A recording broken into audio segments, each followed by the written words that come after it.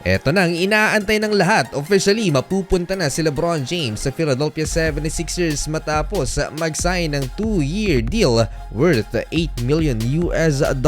Kasama sa usapan mga idol ang player option. Si Shams Charania ang unang nag-break ng balitang to mga idol at sinundan ni LeBron James ng post sa X. No press con at ipinaliwanag ni LeBron James sa X mga idol kung bakit eto ang team na to ang pinili niya. Dito sinabi ni LeBron James na akala niya ay tapos na ang kanyang career nang matapos ang NBA season. Hindi lang siya ready na i-announce yun. Pero sigurado daw siya na yun na yung kanyang last game. Ito yung natalo mga idol ang Los Angeles Lakers sa kamay ng OKC Thunder matapos silang mass sweep noong May 11. Matagal din daw pinag-isipan ni LeBron James kung itutuloy pa niya ang paglalaro. At kagaya sa mga lumalabas na balita mula sa mga reliable sources mga idol, talaga namang hindi pinili ni LeBron James ang mas malaking offer at kinuha yung veteran na minimum contract at mag-sign sa contender na team. At naniniwala si LeBron na Philadelphia 76ers na ang makakapagdala sa kanya ng isa pang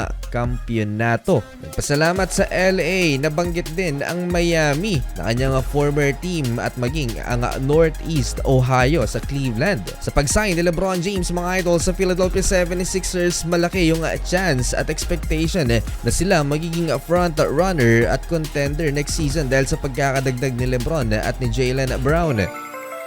Projected starting 5 Tyrese Maxey, VJ Edgecombe, LeBron James, Joel Embiid, and Jaylen Brown mga idol. Napakalalim ng lineup na to mga idol. LeBron James as power forward habang small forward naman si Jaylen Brown, point guard si Tyrese, at shooting guard naman si VJ Edgecombe. Marami pa naman din nang nagantay dito kay LeBron James tulad na lamang nitong Golden State Warriors, Miami at Cleveland na umaasa nga sila ang pipiliin ni LeBron. Pero kung may lubos na nasaktan mga idol, wala na siguro nga tatalo dito kay Draymond Green na nag-decline mga idol ng $27.7 million player option with the Golden State Warriors para bigyan ng flexibility ang kupunan na makuha si LeBron James sa free agency. Noong manakaraang araw, sinabi rin ni Draymond Green na willing siyang ibigay ang number 23 jersey kay LeBron. Pumunta lamang siya sa Golden State. Ilang linggo din na magkasama ang dalawa mga idol, sinamahan pa ni Draymond mag-golf sa LeBron James para lamang ikumbinsi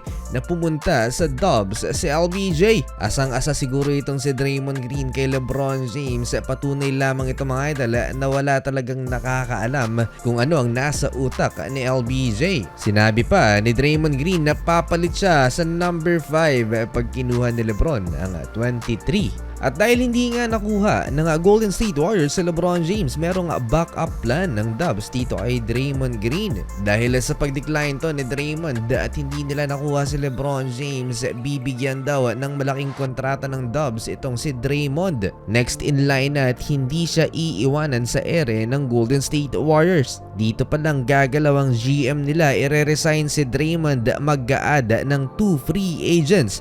I-extend din siguro si Brandon Podziemski at syempre extension ni Stephen Curry. August 29 ay eligible na for a contract extension ng superstar ng Warriors. Ito pa ang isa sa problema ng Golden State Warriors, hindi na nga nila nakuha si LeBron James. Kulang pa sila ng 5 players dahil 10 pa lamang ang may official standard contracts at kinakailangan ng 15-man roster. So mukhang malabo na nating makita mga idol sa kanilang final year sa NBA ang tambalang LeBron at Stephen Curry sa Golden State. Meron ding post sa IG sa LeBron James kung saan ipinakita niya ang kanyang naging path papunta sa NBA at nang magsimula siya as a rookie hanggang sa matapos ang kanyang career mga idol sa Cleveland, pumunta ng Miami Heat, bumalik ng Cavs at nagdala ng kampyonato at nang mapunta nga siya sa Los Angeles Lakers. Mahaba-haba na naging career ni LeBron James hindi lamang sa NBA maging sa Team USA kung saan naging teammate niya si Stephen Curry. At hindi lang to, kasama sa last part ng video mga idol si Bronny James and finally ang kanyang bagong team, ang Philadelphia 76ers. Siguro ang nakatulong talaga sa pag-recruit dito kay LeBron James para mapunta siya sa Philadelphia 76ers ay ang kaibigan niyang comedian na si Kevin Hart. Well, maaaring dagdag sa deciding factor ni LeBron James itong si Kevin na ipinanganak dito sa Philadelphia. Nang malaman din ng bagong teammate ni LBJ na si Tyrese Maxey ang balita, agad na nag-post sa kanyang IG story. Hype na hype ang Sixers point guard.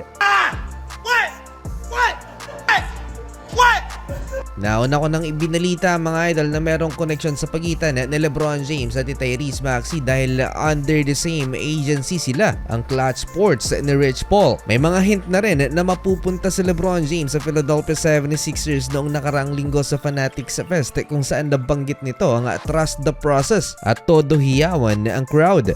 Championship happens every day, but trust in the process more than anything. I think you trust the process of actually getting to that point.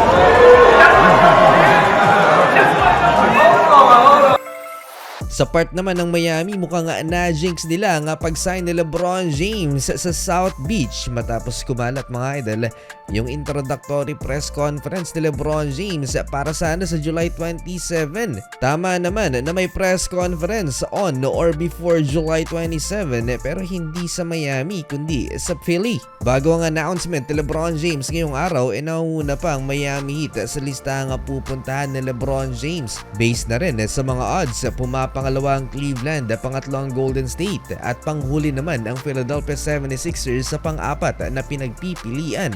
Very interesting naman na magiging tambalan ni LeBron at ni Jaylen Brown dahil kung matatandaan nyo mga idol, nung naglalaro sa NBA Summer League si Bronny, pinuna ni JB si Bronny na hindi daw pro ang anak ni LeBron at na-notice yon ni LBJ pero nare-respeto niya si Jaylen Brown kahit sinabi niya kay Bronny yon. Been, pretty respectful.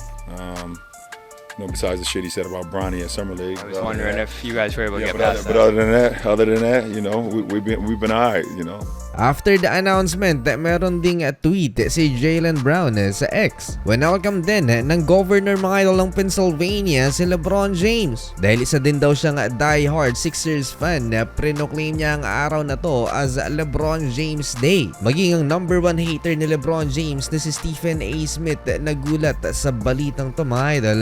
And honestly, sinabi niya na one of the favorite team ng Philadelphia 76ers na mananalo ng kampyonato.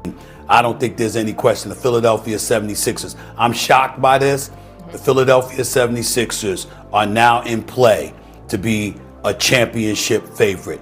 One of the top 4 teams in San Antonio. Exciting ang East dahil rival team pa naman din ng Philadelphia 76ers ang defending champion ng New York Knicks na paborito ni Stephen A. Huwag din natin kalimutan ang former GM ng Golden State Warriors na si Bob Myers na isa sa nagkumbinsi kay LeBron James na sumali dito mga idol sa Philly. Parang inagaw niya sa Golden State si LBJ.